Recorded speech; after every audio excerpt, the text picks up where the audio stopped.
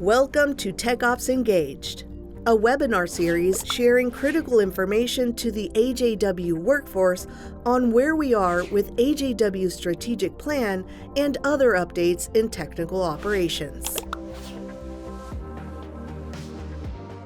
Hello, and thanks for joining us. I'm Matt McNamara, and welcome to TechOps Engaged.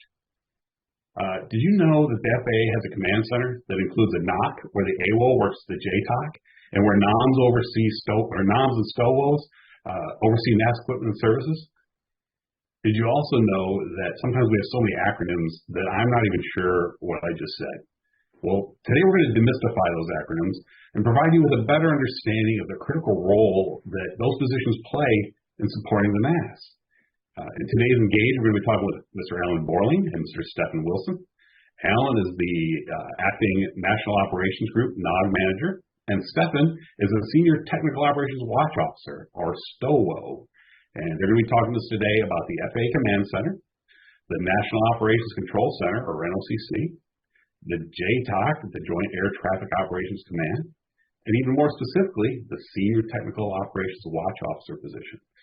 Welcome, Alan and Stephen. Thank you. Good to be here. Before we get started with all the way down to the STOW, let's back way up and give us a bigger picture of the environment that they work in.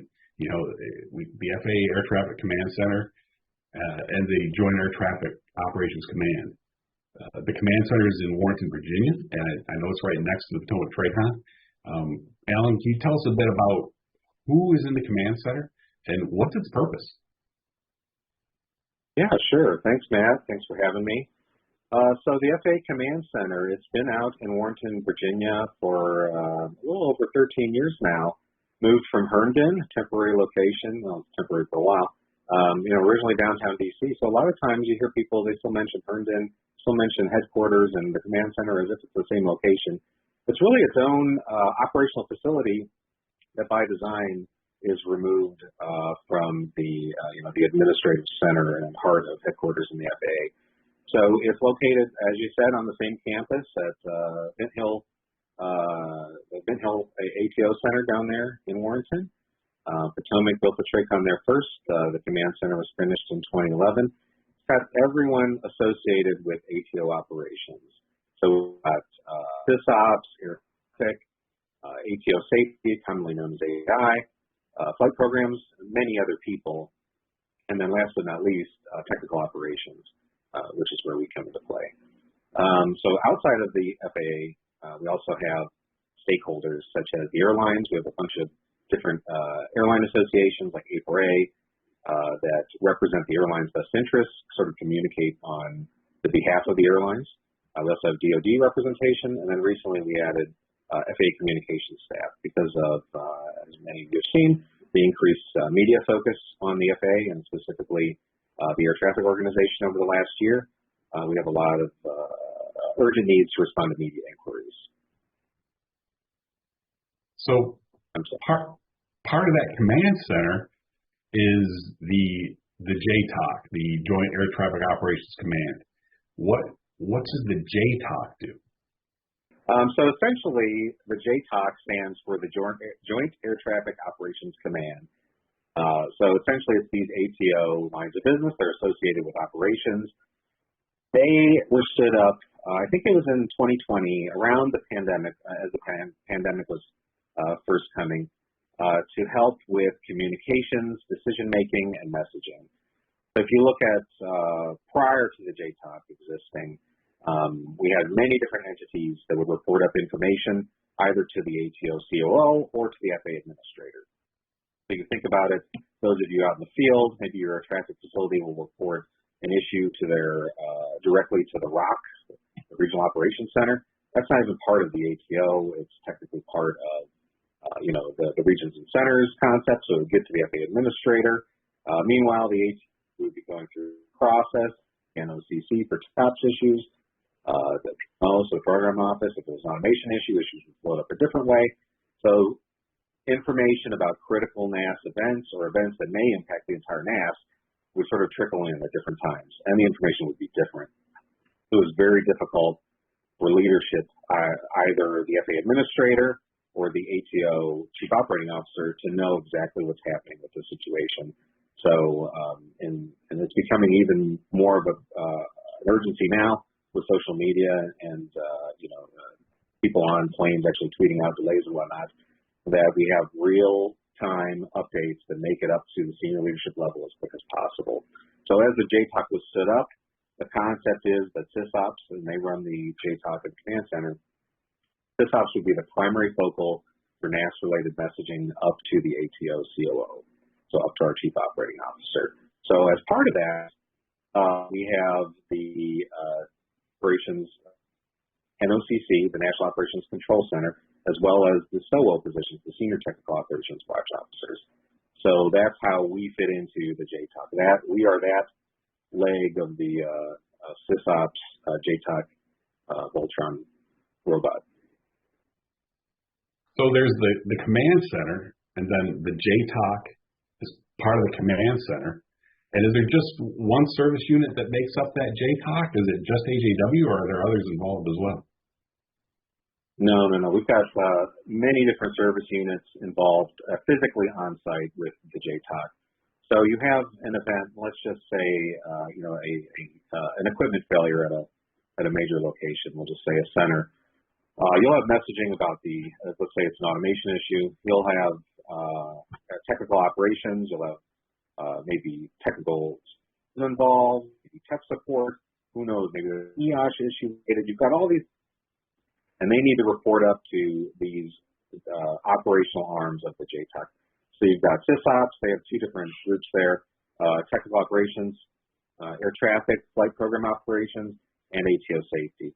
So between those five entities, they capture all information, funnel it up to the ATO watch officer. AWO is you'll frequently hear, so AWO, that's what that position stands for. That's a SysOps entity that makes command decisions about the messaging they're receiving and what needs to get reported up and out, or what needs to be, what they need more information on. So that's how the NOCC and TechOps specifically fit in it. We are one of those entities in the JTOC.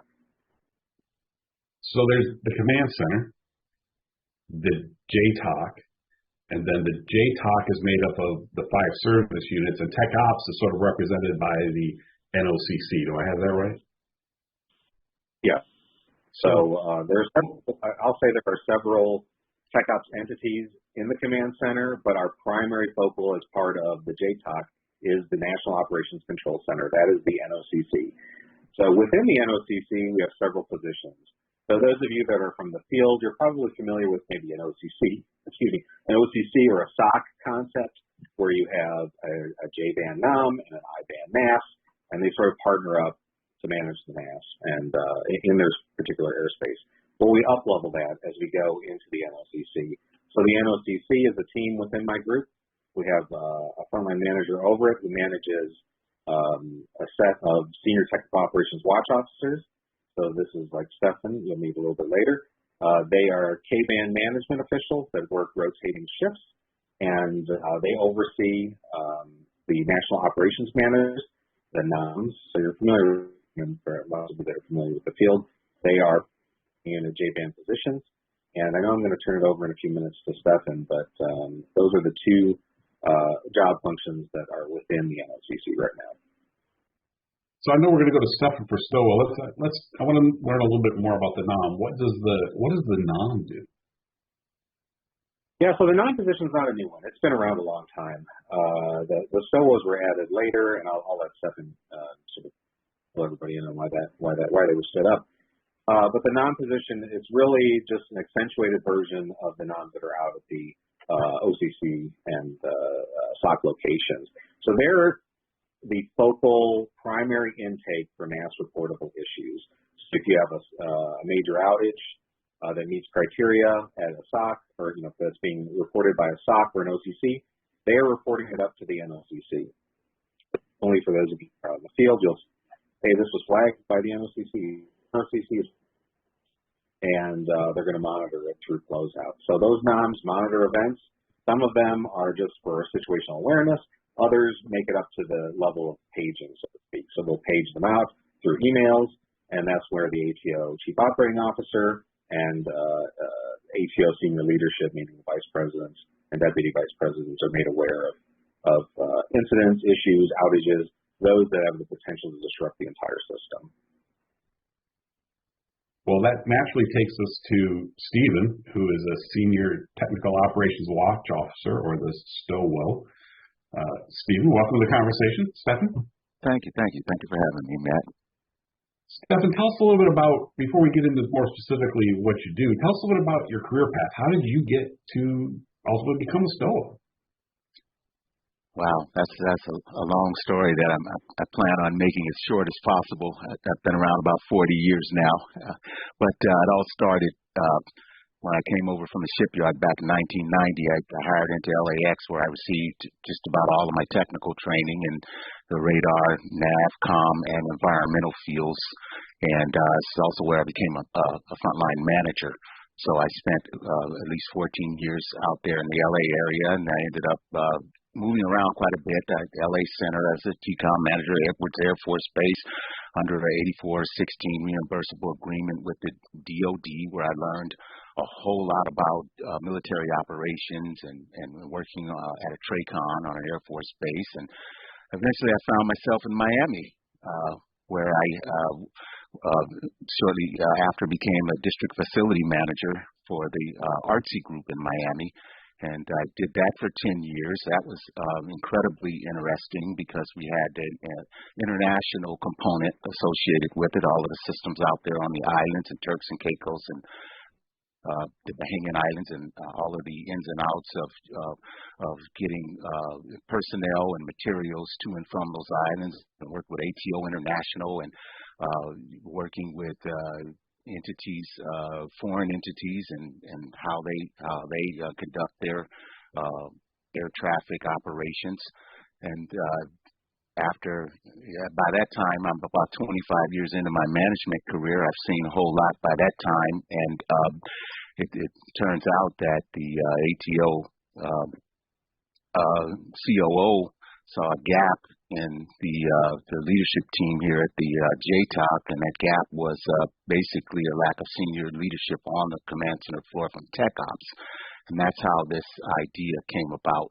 And so obviously this was right up my alley. They wanted someone who could explain unique situations, leverage the relationships that we've built over the years and the different places that we've been in, and to provide some clarity in those difficult situations where we can't get a hold of folks out in the field.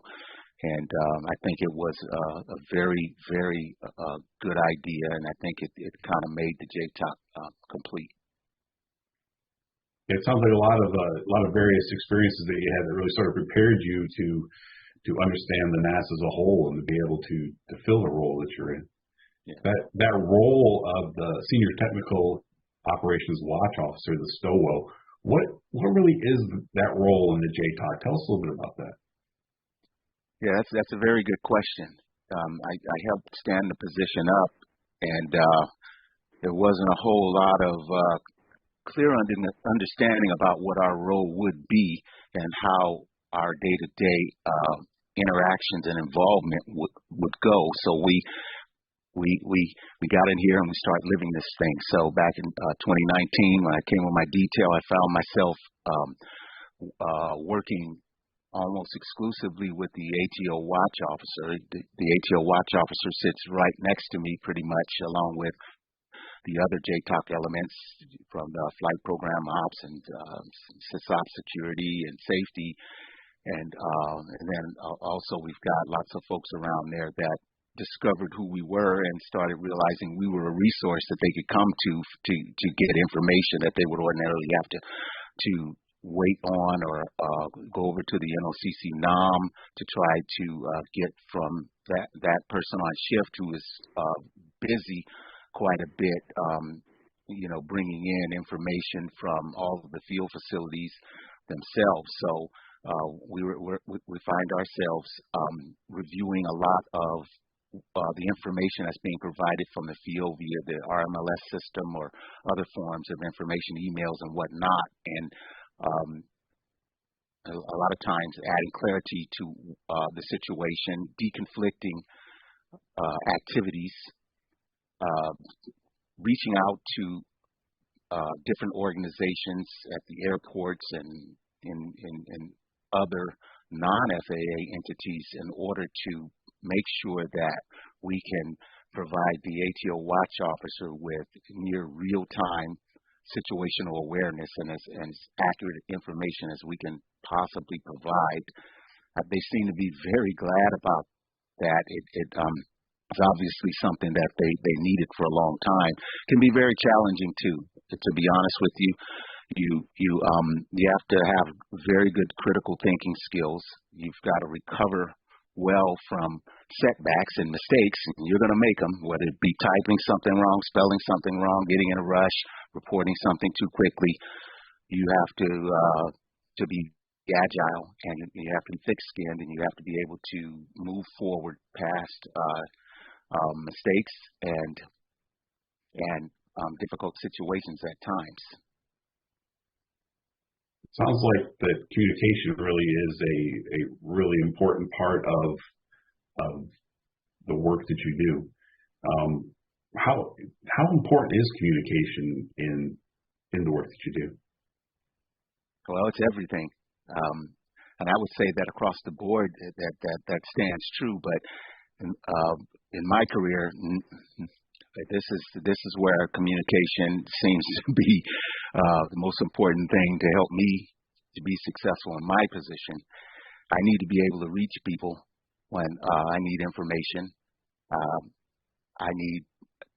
We depend on logging. We depend on information provided in RMLS to be as accurate and as thorough as possible, and that helps cut down on the amount of phone calls I have to make to people when I don't have what I need, because having had so much experience in tech ops and in en route and terminal and on Air Force bases and whatnot, it causes you to have a lot of questions. You know, you read something and it seems incomplete or just seems wrong, but yet I've got to provide the AWO with what they need to message senior leadership. And so I have an obligation to do whatever I need to do to get that information, and we will do just that. We will call managers.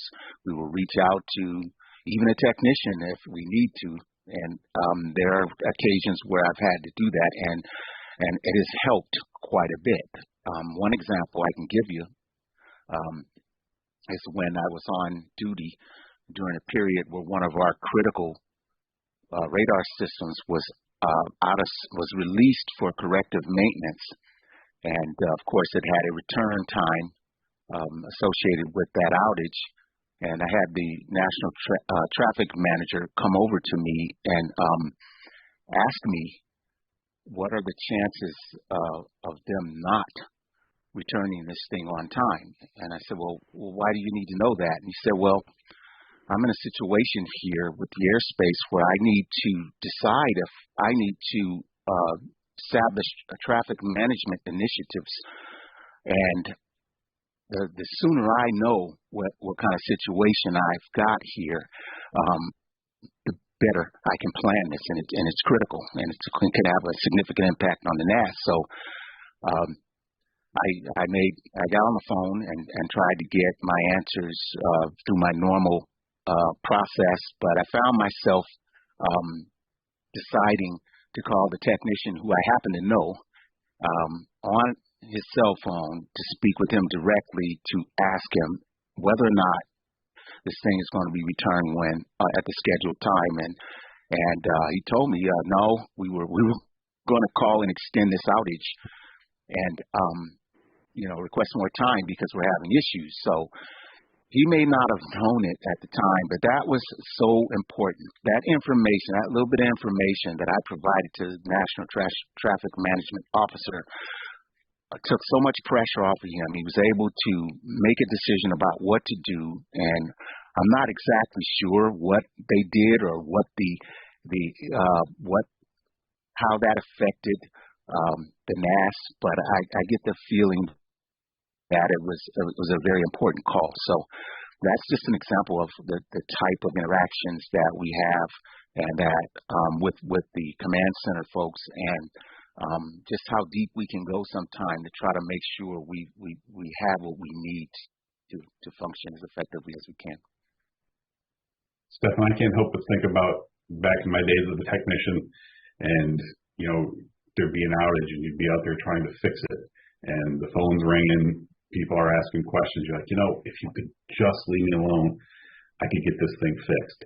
But it's really important that folks understand why that information is needed, because it helps the NAS adjust for those sort of outages. Really, in the example that you just gave, it really highlights how important that communication is. Yes, indeed. And like you, I can think of several different occasions, even though they were a long time ago, where I was out there working, and the control center is blowing up my pager at the time, trying to get information from me about the situation that I was out there knee deep in. And as a young technician with not a whole lot of experience in the FAA, but thinking I know everything, I get an attitude. I'm like, wow, you got to be kidding me. How can I get this done when you're keeping me from getting it done? But as you progress, and you move up and you learn more about the organization, especially here, you start to see, oh my gosh, it's really important that we get the information that we need. And so when I think back on that attitude now, I feel a little bad. It's like, wow, had I known what I know now, I would have seen the urgency that went into that particular situation, because the COO's got a boss that he's got to brief, and so on and so forth, all the way up to Buttigieg or the president, and the information that you're providing out there in the airfield is what they're going to be needing to provide, an accurate accounting of what's going on out here in the NAS.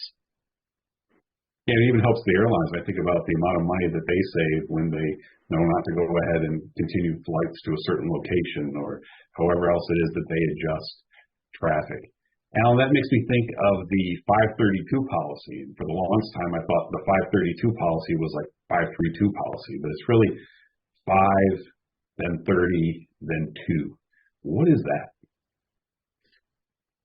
Well, it's been around a while now. I think it was put in place to deal with a lack of response coming from the field, and so and it's still very viable, a very viable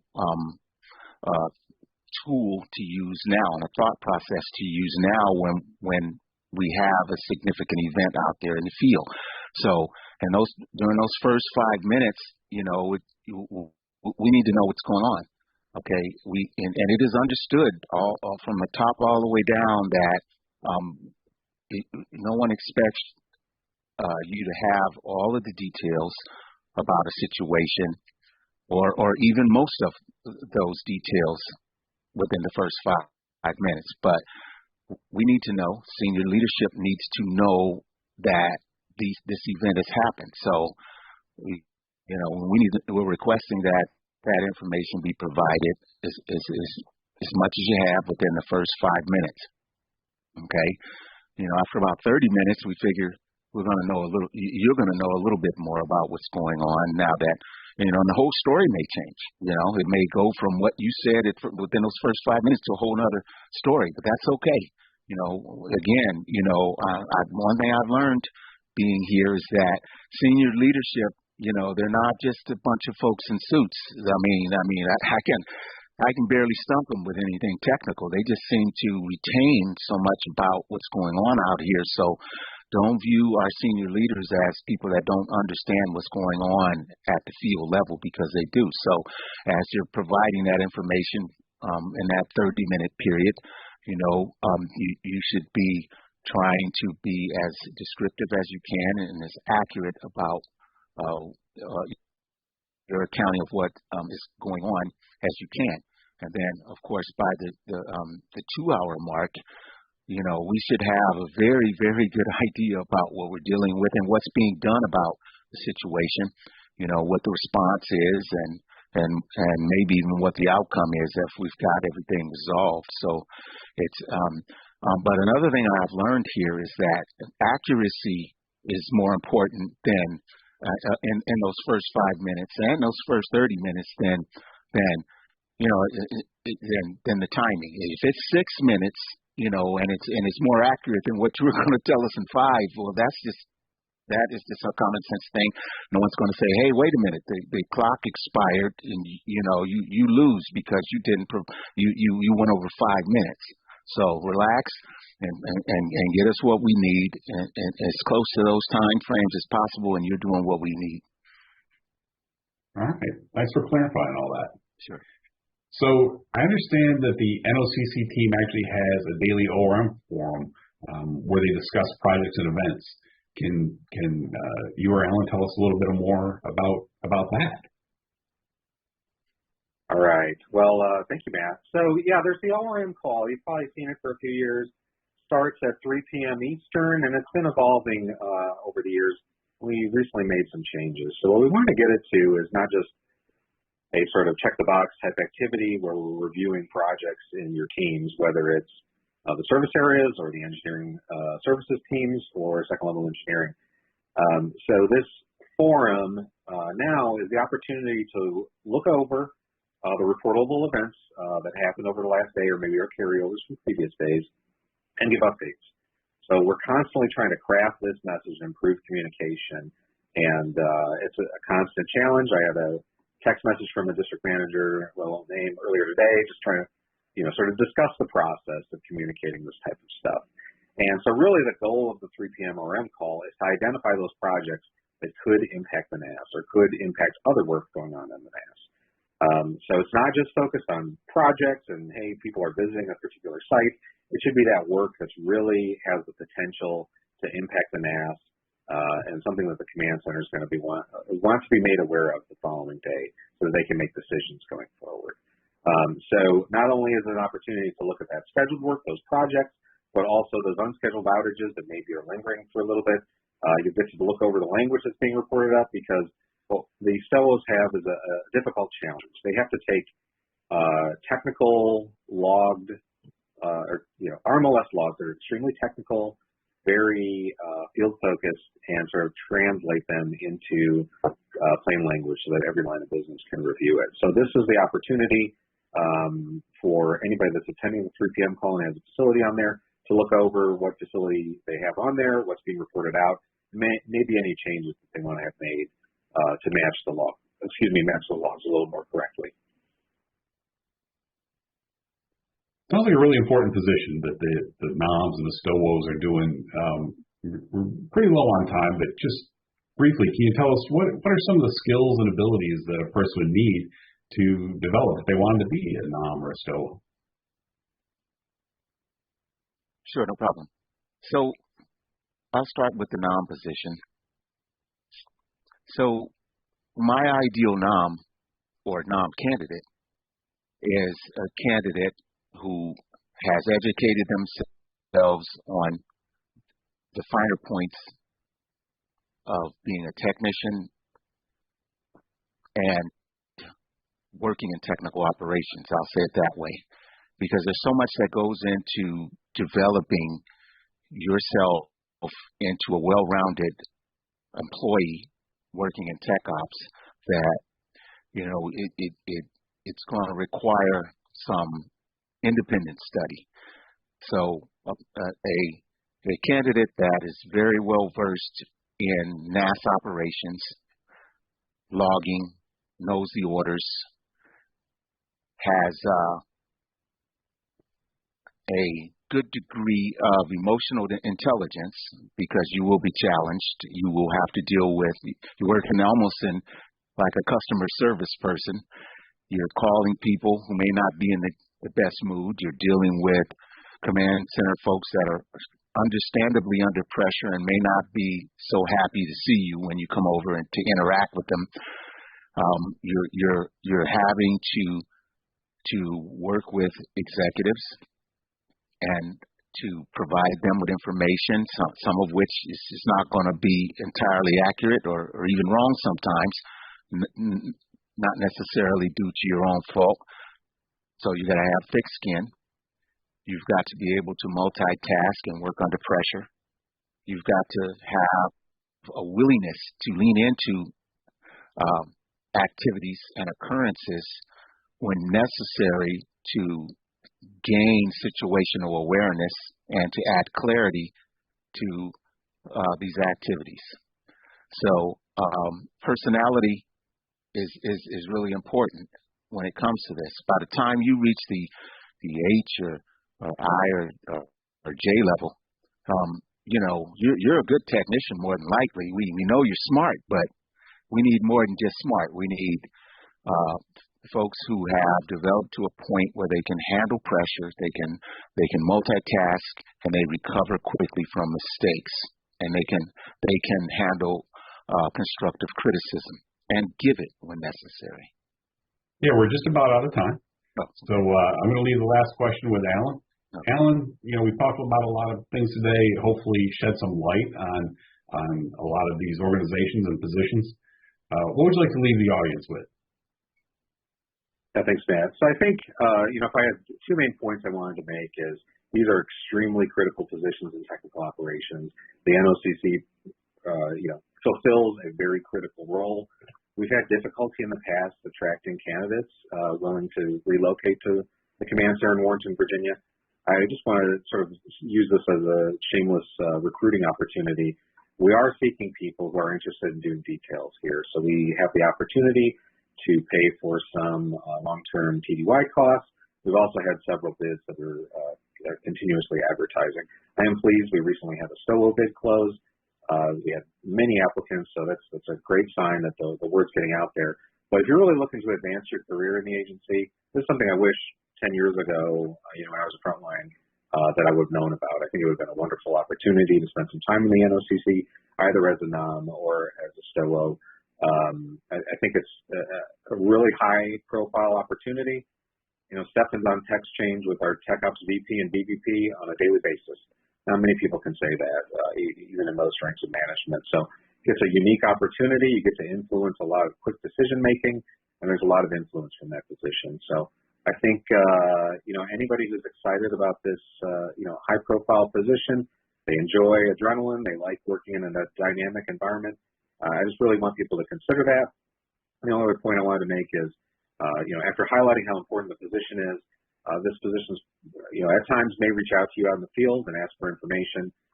Just be aware of what Stefan mentioned, the tremendous pressure that's on to provide updates, provide status, and whatnot. So, it's a constantly evolving situation with some of these outages, but just appreciate you all, leaning in and recognizing the NOCC's role within Tech Ops.